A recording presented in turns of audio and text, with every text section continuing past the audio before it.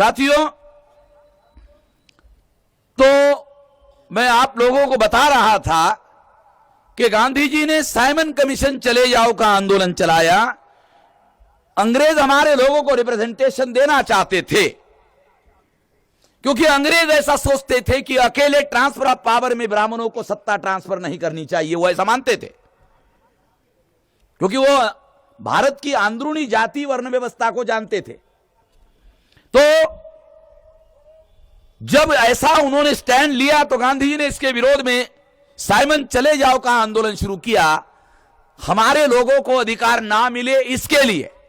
और यह इतना उग्र था कि पंजाब में लाला लजपत राय ने जब विरोध पर आंदोलन शुरू किया तो उसके छाती पर लाठी पड़ने से लाला लजपत राय मारे गए। आप अंदाजा लगाओ, हमारे अधिकार ना देने के, हमको अधिकार ना मिले इसके लिए लाला लजपत राय और गांधी जी जब सड़कों पर आंदोलन कर रहे थे, इसमें लाला जी के छाती पर लाठी पड़ने से लाला जी मारे गए, शहीद हो गए। हम लोगों को अधिकार अंग्रेज को नहीं देना चाहिए, इसलिए। उसके बाद राउंड टेबल कॉन्फ्रेंस में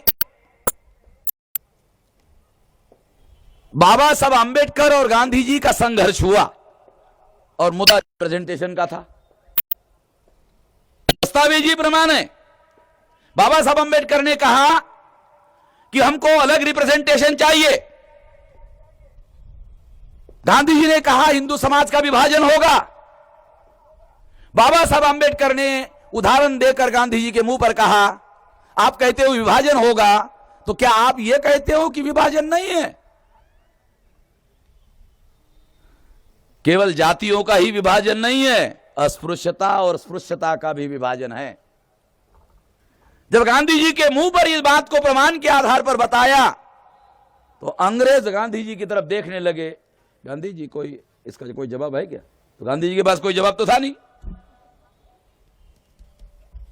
तो गांधी जी को लगा कि एक केस मैं जीतने वाला नहीं हूं। गांधी जी बैरिस्टर थे, बाबा साहब अंबेडकर भी बैरिस्टर थे। गांधी जी मैट्रिक बैरिस्टर थे, बाबा साहब अंबेडकर ग्रेजुएट बैरिस्टर थे। जो है इतिहास है जो बता रहा, बहुत लोगों को पता नहीं है। गांधी जी मैट्रिक 4 बार फेल हो गए थे। जब कोई मैट्रिक में फेल हो जाता है तो वो पास कैसे होता है आप लोगों को मालूम है? डम्मी कैंडिडेट वो उधर जाता है, यानी गांधी जी के नाम पर कोई डम्मी बैठा होगा और वो पास हुआ होगा। ऐसा आजकल होता है, उस समय भी हुआ होगा, अनुमान किया जा सकता है। जब 4 बार फेल हो गया तो 5वीं बार तो वैसे ही आदमी उम्मीद छोड़ देता है। ये भी डॉक्यूमेंट्री एविडेंस है मेरे पास में, काल्पनिक नहीं बोल रहा हूं। तो मैं कोई भी बात में बगैर डॉक्यूमेंट का नहीं बोलता हूं, और कांग्रेस के डॉक्यूमेंट है। कांग्रेस वाले प्राइवेट में नहीं है, सच बात है। वामन मेश्राम थोड़ा सा बड़ा चलाकर नमक मिर्ची लगाकर बताता है, ये बात गलत है। बाकी सच है। ढोल धमाके के साथ वामन मेश्राम बताता है, वो नहीं करना चाहिए। यानी वामन मेश्राम को सच दुनिया वालों को नहीं बताना चाहिए, सच है। साथियों, ये बात इसलिए मैं आप लोगों को बता रहा हूं, आप लोगों को मालूम होना चाहिए कि जब गांधी जी की बात को इनकार करते हुए अंग्रेजों ने 17 अगस्त 1932 को बाबा साहब अंबेडकर की बात को माना, गांधी जी ने एरवड़ा जेल में उपवास किया, अंग्रेजों ने अधिकार दिया और गांधी जी ने छीन लिया। यह भी हमारे लोगों को पता नहीं है। अंग्रेजों ने अधिकार दिया, गांधी जी ने छीनने के लिए उपवास किया और गांधी जी ने वो अधिकार छीना। इस वजह से पुनः पैक्ट हुआ, जॉइंट इलेक्टेट आ गया और जॉइंट इलेक्टेट में 131 मेंबर पार्लियामेंट और 1250 एमएलए चुनकर जाते हैं अनुसूचित जाति और जनजाति के सारे देश भर में। संसद में अगर हमारे 131 मेंबर पार्लियामेंट है तो हमारे लोगों पर सारे देश भर में अन्याय अत्याचार क्यों हो रहा है? इसलिए हो रहा है कि बाबा साहब अंबेडकर कहते हैं ये नॉमिनेटेड रिप्रेजेंटेशन है। कांग्रेस जिसको नॉमिनेट कर देती है वो चुनकर आता है और वो जो चुनकर आता है वो नॉमिनेटेड है, जिस पार्टी का नॉमिनेटेड है वो पार्टी का प्रतिनिधि होता है, समाज का प्रतिनिधि नहीं होता है। वो विधिमंडल में बोलने के लिए भेजा जाता है, वो सब तरफ बोलता है, विधिमंडल में नहीं बोलता। एमएलए साहब यहां हमारे बैठे हुए हैं, अगर बाबा साहब आंबेडकर के शब्द बोलूंगा तो उनका भी थोड़ा जागरण होगा। वो कहते हैं ये जो नॉमिनेटेड रिप्रेजेंटेटिव है ये ब्राह्मणों के दलाल है। अंग्रेजी में बाबा साहब आंबेडकर ने शब्द इस्तेमाल किया, लिखित है, दस्तावेज है। 15 मार्च 1947 को स्टेट्स एंड माइनॉरिटी नाम का मेमोरेंडम बाबा साहब आंबेडकर ने संविधान सभा को सुपुर्द किया, डॉक्यूमेंट्री एविडेंस है। उसमें बाबा साहब आंबेडकर कहते हैं the agent of the caste Hindu, agent means दलाल। दूसरा stooge of the caste Hindu, पिट्ठू, पिछलगू, चमचा। Tool of the caste Hindu, स्वर्ण हिंदुओं का औजार। ये उनके शब्द है अंग्रेजी में। एक जगह कुत्ता कहा और आगे कहा कि अगर ये भौंकने वाला होता तो थोड़ी तसल्ली होती, मगर ये पूंछ हिलाने वाला है।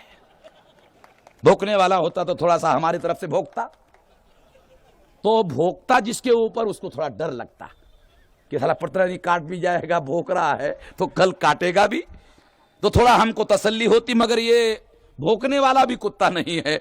चलो होता तो ठीक है, मगर अच्छा होता, भौंकने वाला होता। ये बात बाबा साहब अम्बेडकर ने पटियाला के लाखों लोगों के सामने पब्लिक मीटिंग में कही 1952 को। मेरे पास सारे दस्तावेज के आधार पर बोल रहा हूं, डॉक्यूमेंट है मेरे पास, तारीख के साथ बोलता हूं मैं। तो ये जो नॉमिनेटेड रिप्रेजेंटेशन है ये पूना पैक्ट ने हमारे लोगों के ऊपर थोपा। 131 मेंबर पार्लियामेंट हैं एससी एसटी के और 1250 एमएलए। आप कल्पना कर सकते हो 10-20 मेंबर पार्लियामेंट के आधार पर आजकल सरकारें बनती है और सरकारें बिगड़ती है। 131 बहुत बड़ी ताकत होती है, मगर ये ताकत हमारे समाज की नहीं है, पार्टी की है।